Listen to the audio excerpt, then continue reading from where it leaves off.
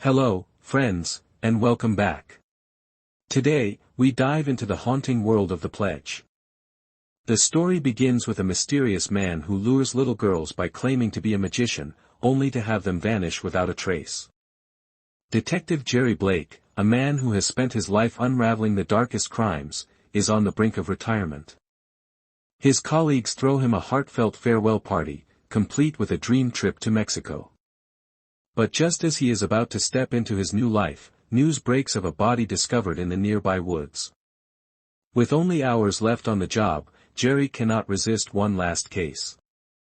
The victim is a young girl, found by a boy playing in the snow, who moments earlier had seen a stranger driving away. Jerry visits the devastated parents of Janie Lars to deliver the heartbreaking news. Jane's parents longed for one last glimpse of her, but the detective gently urged them not to.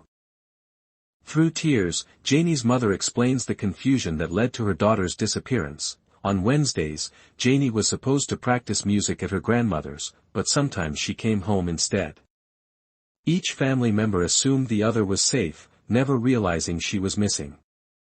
Desperate for answers, Janie's mother begs Jerry to find her daughter's killer. Detectives close in on their main suspect, Toby J., a mentally ill Indian man.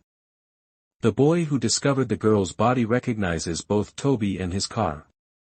Although Toby has a prior conviction for molesting a teenager, Jerry insists that this alone does not make him guilty, especially since the victim is only 8 and Toby's intellectual disability leaves him confused and unable to answer questions clearly.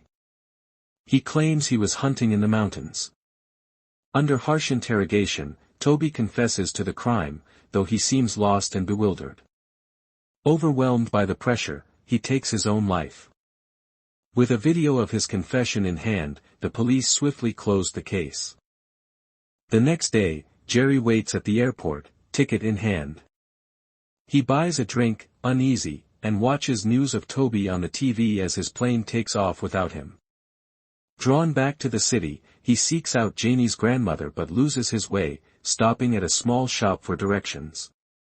The shopkeeper points him onward, and Jerry finally arrives. Janie's grandmother recalls thinking her granddaughter was waiting for her that day, but when Janie did not show up, she assumed the girl was busy with classes. Janie, she remembers, was a sweet soul who loved music and often stopped by the shop after school for candy. Jerry visits Janie's school and speaks with her friend Becky. Becky shares that Janie loved spinning stories and often talked about a mysterious, larger-than-life friend she called the magician. This magician once gave Janie a porcupine as a gift, and Janie even drew a picture of him. In the drawing, a tall man hands her a porcupine with a black car parked nearby. Jerry strides back into the office, eager to share his fascination with the case. Stein, now occupying Jerry's old desk, dismisses him, insisting the case is closed for good. Undeterred, Jerry urges Stein to revisit the files of every girl who vanished over the past decade. He uncovers a chilling pattern: 2 other girls disappeared, one 8 years ago, another 3, both found strangled. Each victim shares haunting similarities: blonde hair, red dresses. Yet, a crucial detail stands out: Toby was behind bars during both murders, making him an impossible suspect. Jerry voices his suspicions to his colleagues, but they brush them off as too minor to matter.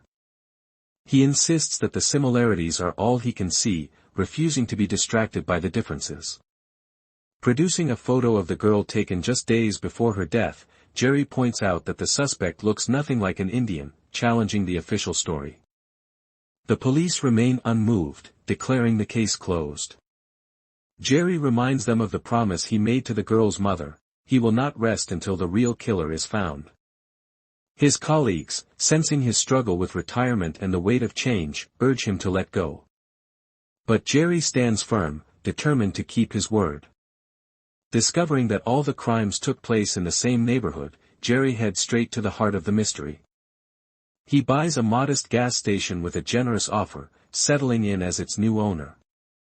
At a local cafe, he meets Lawrence and her spirited 8-year-old daughter, Chrissy.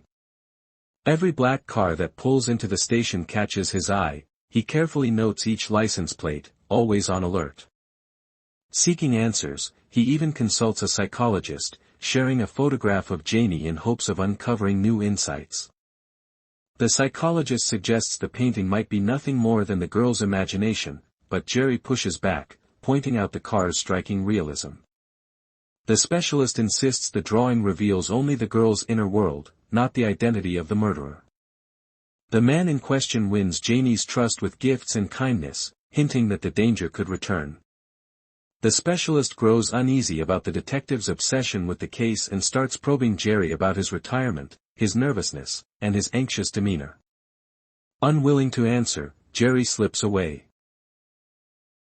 The following day, Jerry visits Lawrence's cafe and asks Chrissy to guide him through the local market.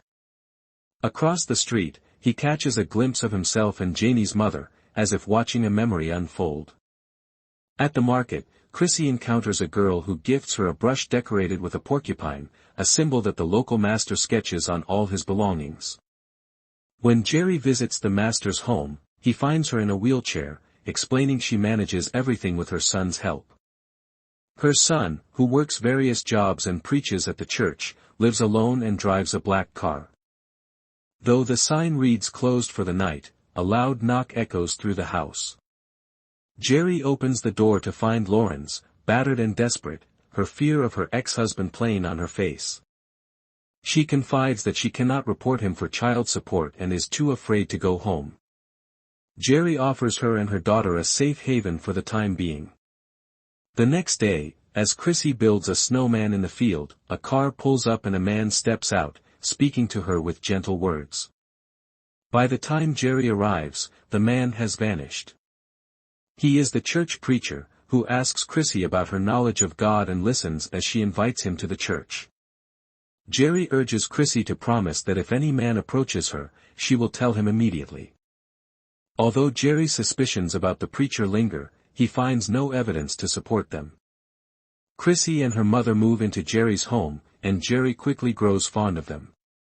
He spends his evenings playing with Chrissy and reading her stories, while Lawrence is moved by Jerry's gentle affection for her daughter. Their bond deepens into a relationship. Wanting to keep Chrissy close, Jerry builds a swing right by the front door and explains to Lawrence that he wants to watch her play. On a trip to the store, Chrissy begs for a red dress, and Jerry, though hesitant, gives in. That night, Chrissy confides in Jerry about meeting the magician, swearing him to secrecy so her mother won't find out. She proudly shows him the candy she received. The following day, at the picnic area, the magician promises more candy. Chrissy urges Jerry to meet her there, and Jerry, sensing a chance to catch the killer, agrees. Jerry calls his former colleagues and surrounds the area without telling Chrissy. A black car with a candy bar inside is driving by. A nearby store owner yells at his employee to ask where the candy bar went, but her assistant is not in the store. The car with the candy bar gets into a car accident on the way. The detectives realize that he is not coming and tell Jerry to forget about it. They say that there is no magician and that the murderer is Toby J., and they warn him that they will leave and tell the girl's mother everything. Jerry says that he will stay here no matter what. On the way, the police see a car accident. There, they see a black car on fire and a candy bar hanging from the mirror. Lawrence storms into the park, swiftly gathers her daughter, and accuses Jerry of using Chrissy for his own dark motives, insisting his affection was nothing but a lie. She drives away, leaving Jerry alone in the empty park, haunted and muttering, "He will come." He repeats these words all the way to the gas station, and perhaps, for the rest of his days. Though producer Sean may not be a household name, his films feature renowned actors and gripping stories. If you enjoy detective tales, this movie is worth watching from start to finish. Be sure to share your thoughts afterward.